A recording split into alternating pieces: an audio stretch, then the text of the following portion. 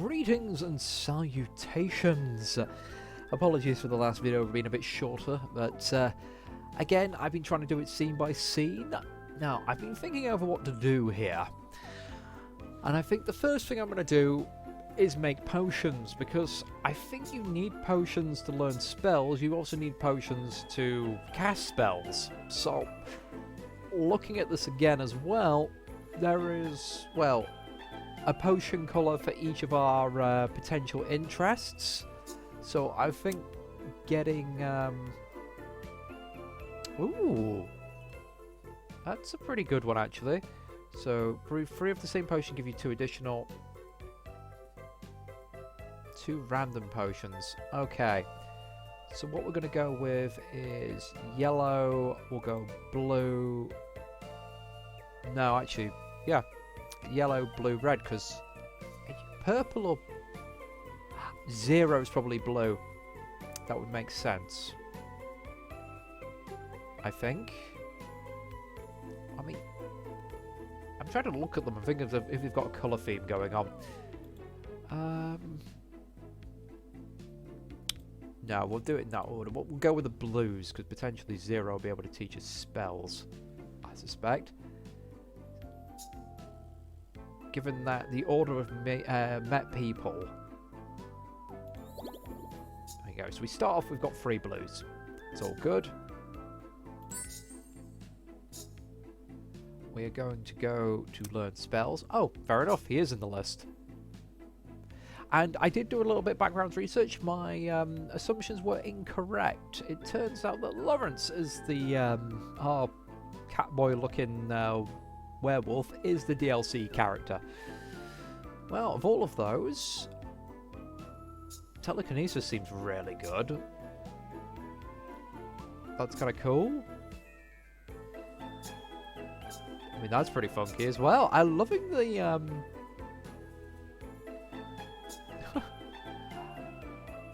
I am loving the description of stuff. I mean, telekinesis is definitely, like, yeah, I would pick telekinesis as my first one. Okay, clean, clean, clean. Jason Nightshade, the neat and tidy. I'm sorry. I have to apologize, Jason. I always thought You were a thoughtless, bumbling, devil-may-care, airhead snob. Or slob. So. Hero. One adjective at a time, please. But It seems that maybe deep down you're actually a responsible person. Yes, praise me more. maybe. Very deep down. Carefully I climb the ladder, a pail of clean equipment in my hand. How? How's Damien injured so badly? They said they were trying to clean the top shelf of this cupboard, but whilst on the ladder, one of her joints gave out suddenly. Ouch. I saw it's so rare for that to happen to Damien. They're not even a klutz. I'm pretty worried. Oh, now? Don't worry. I'm sure Damien will come home in tip-top shape after his surgery at the human shop.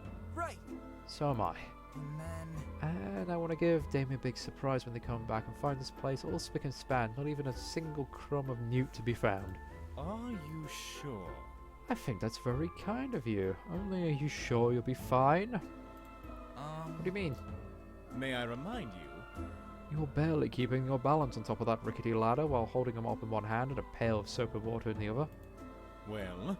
A series of tasks that would challenge even a trained acrobat. Right. I am? I am! Amazing. Amazingly talented, aren't I? Don't. Accidentally trip and fall too. You're such a worrywart, Zero. I tiptoe on the uttermost rung, straining to reach the corner of the cupboard shelf of my mop. The incomparable. The No one accident. only. No accident can possibly occur to Jason Nightshade, the one, the only. Ah, cockroach! Careful! Watch out! I flinch away from the creepy crawly, simultaneously losing my balance. One dizzying moment, I'm in freefall. An unseen force catches me mid-air. Huh? I'm floating? Buoyed up in the mid-air by an invisible wave, as are my mop and pail on either side of me.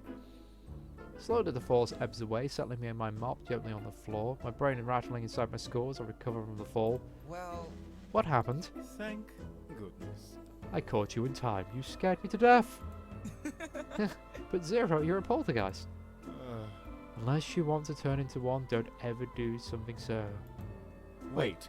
That's it. I am an idiot. I should have taught you. Telekinesis. What? That's right. It's a poltergeist spell that allows you to move physical objects about, like slamming into doors in empty rooms, breaking plates, plunging cosmic boxes into ponds, or catching foot witches for ladders, Precisely. or controlling a mop and pail to cleaning the cupboard without needing to hold yourself to them. Can you teach me? Or holding them yourself, sorry. Oh, that sounds useful. Teach me, Zero. Pay attention.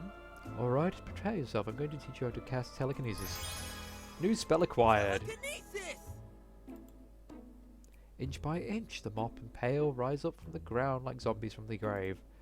You dip the mop into the pail, take the mop out. Well done. Da-di-da. Wipe the mop on the shelf. But With such a spell as telekinesis, concentration is absolute key. How strange, there's a rolling round button-like thing. The instant you lose it. Huh? It's moving. The spell breaks. Cockroach, it flies. Zero, it's flying. The pop and mail drop a small brown creature whirs through the room, propelling itself up and out the open window. Telekinesis. Zero catches the mop right before it lands on my head with a look of relief across his face, briefly. Huh. Telekinesis isn't the easiest spell to cast, especially when you're casting it for the first time. Um, I'm being frightened by flying cockroaches. Well, There are two, but you're quite recovered. Shall we try again? After an hour after under Zero's tutelage, I used telekinesis to clean, and not just the cupboard, but every nook and cranny of the kitchen. yes! There, when Damien returns. Jason, I'm home. Yeah! They're back! I... Can I stay? I'd like to see the look of surprise on their face, too. Of course! Thanks for all your help, Zero. Apologies. I'm sorry I caused a mess in the kitchen earlier due to my accident. I'm going to clean up right away, don't worry. Oh, Jason? Zero? Oh, there's a kid in. Oh! Yay, main character was not a complete nod to deaths this time. Alright, today I went to work. Nothing special happened, I earned a good amount of pocket money.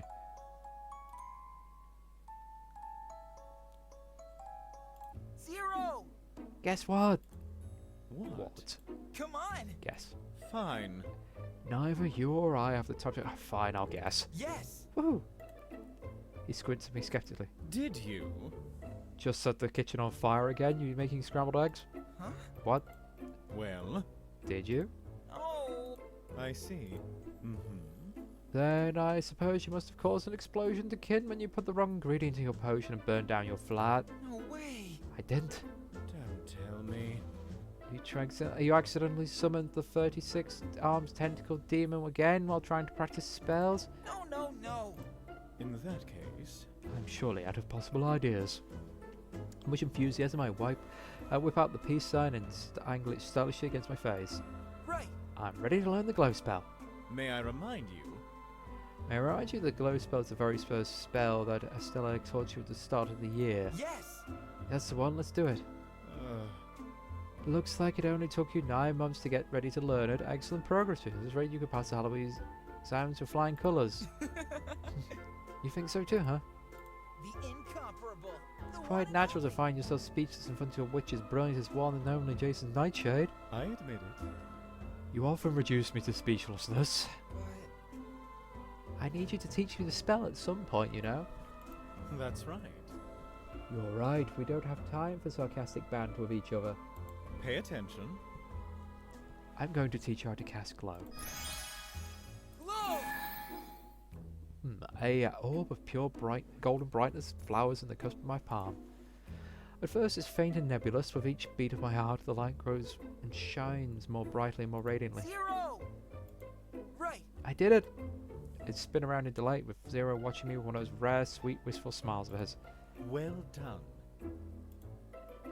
I don't understand why, but seeing Zero smile always makes something twist inside my heart.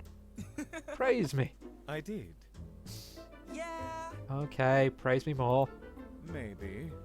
I will if you pass your exams, that is. Work hard and do your best.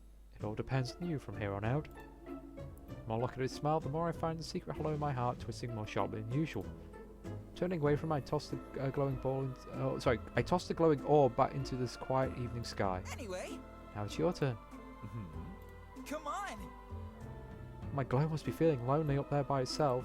Yeah, right. The moon and all the stars to keep it company. Well, You're so far away, Zero. You're right there. Quietly, so very quietly, I'm not really sure if I hear it, in a soft whisper. All right. For you, Jason. Behind me, an orb of azure light floats past, drifting up to join its golden counterpart. You know. Mortals call them ghost lights or will-o'-the-wisps. Every poltergeist can cast a spell. Malevolent ones would cast them just before wary travellers, using its light to lure them from the road and perish in quaking bogs and silent dark tarns. When darkness is all around you, you find it worse to travel with light that is unreliable than with no light at all. Somehow Zero's voice carries a hint of bitterness with it. Can't help but lean forward, trying to put his head on his shoulder.